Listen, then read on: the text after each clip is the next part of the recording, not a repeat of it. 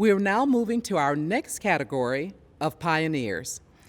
And beginning with our pioneer category is Robert W. Johnson Jr., who, not like many, will be inducted as a pioneer and contributor.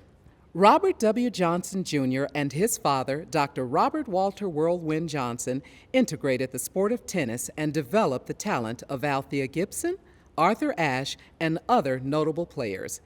Gibson and Ashe were the first African Americans to win major national and international singles championships, including the French Open, U.S. Nationals, now the U.S. Open, Wimbledon, and the Australian Open.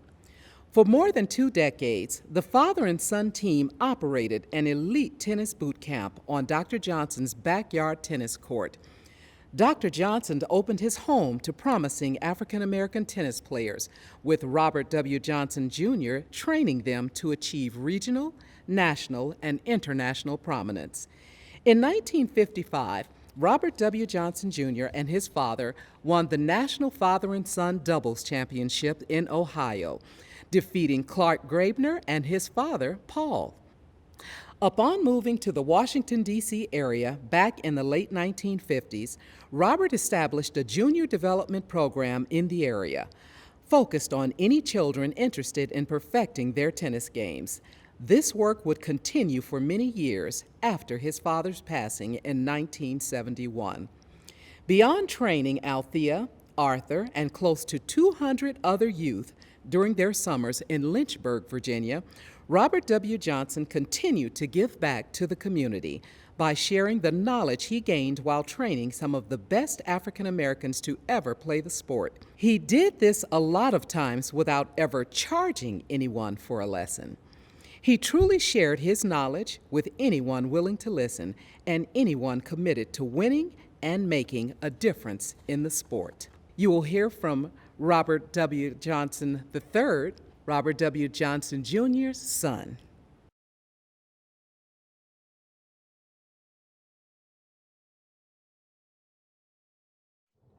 Black Tennis Hall of Fame, class of 2020, now presenting Robert W. Johnson.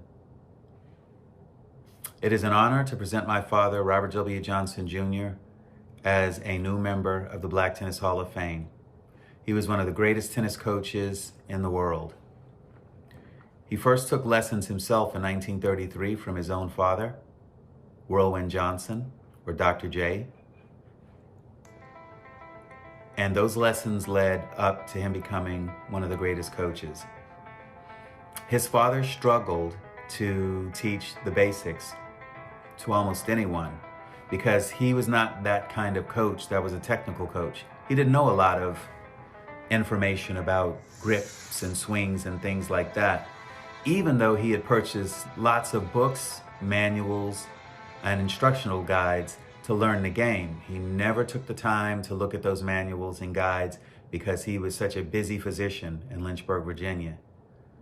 Around 1947, Bobby Jr. pulled those instructional guides, books, and manuals off the bookshelves at home, and he began to research the game of tennis like it was a science. And he ended up teaching some of the best players in the world how to play tennis. In 1947, when Althea came and my dad saw the struggle, he opened those books and he started doing his own research, intense research.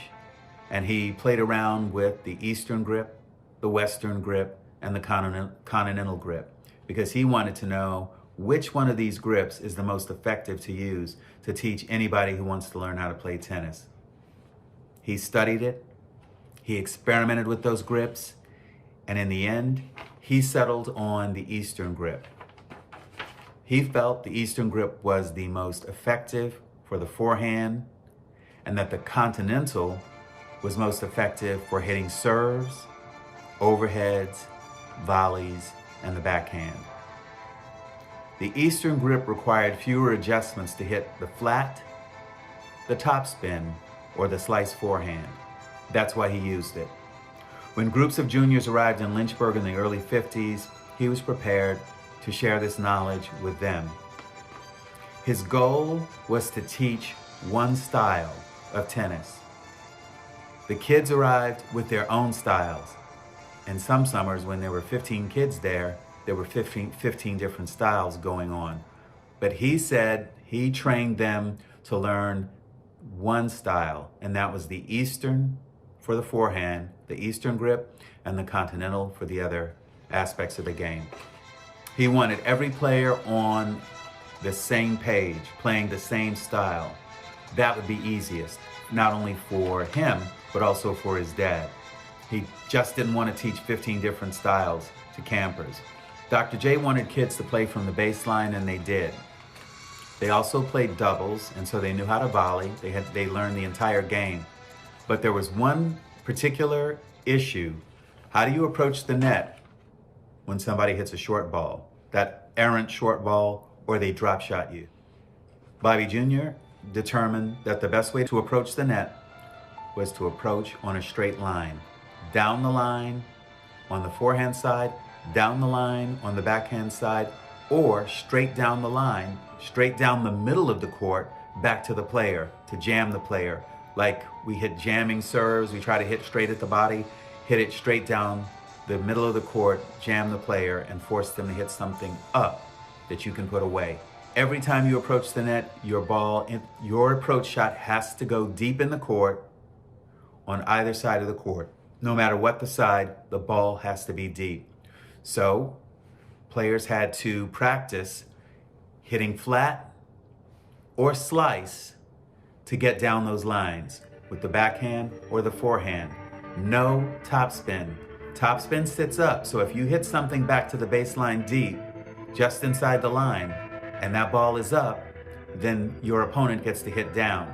The reason you use slice, hit a low ball, and you can drive a flat ball low into the court, and what happens is, typically, their shot comes up so you can hit it down.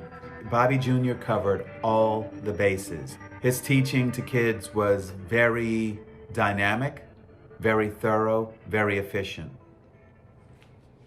Never come to net on the longest angle, which is cross court. Never hit cross court. If you hit cross court, the percentages of being passed are extremely high. It will probably happen.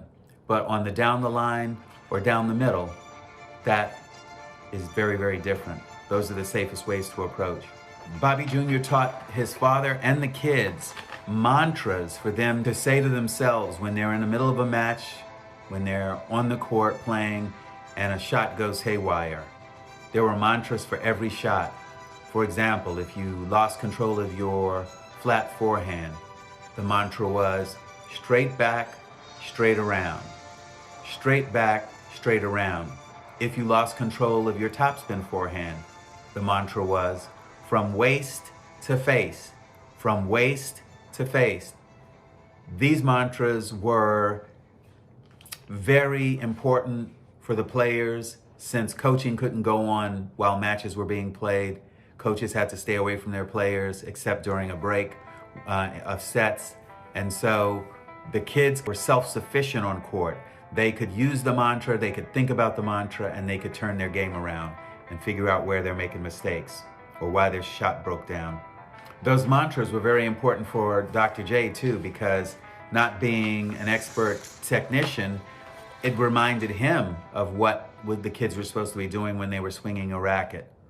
Kids could fix their own mechanics on court when they went awry. His dad could use these two to become a better coach, and he did, because he knew what his son was saying and what he was teaching was perfect. Strategy, Bobby Jr. had tons of game plans for juniors. He would take a piece of paper, draw a chord on it, and illustrate a game plan on how to defeat a particular player, a net rusher, a baseline player, a pusher, or an all-around player. He had plans for everything. His instruction, his strategies were so comprehensive, thorough, and dynamic that it helped a lot of players become champions. Bobby Jr. taught all over the DC area. He taught some adults in addition to kids, but it's funny that every once in a while he had a particular adult come over and ask him privately if he would teach them.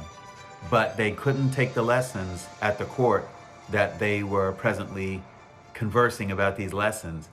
A lot of adults were embarrassed or afraid to take lessons in front of other adults and let them know that Bobby Johnson Jr. was their tennis coach. So they would talk to my dad and say, look, I can't take the lessons here, but if you can find a secret place or a safe place where we can go and do the lessons, that would be perfect for me. So what would he do?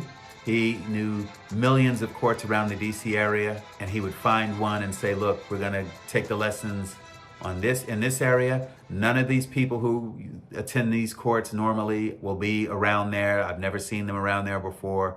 And so the person would feel comfortable after he found a place for them to take the lesson, even if it meant going to Virginia or into Maryland, to find a private, quiet area where the pupil would not run into any of their friends and be embarrassed that they were taking lessons from Bobby Jr. Thank you for this honor, Black Tennis Hall of Fame. Our family is over the moon that our dad is being inducted. He was a great coach, one of the greatest in the world that few people knew about, but he was also a great dad too. So thank you, Black Tennis Hall of Fame, for this honor, not only for our dad, but for our entire family.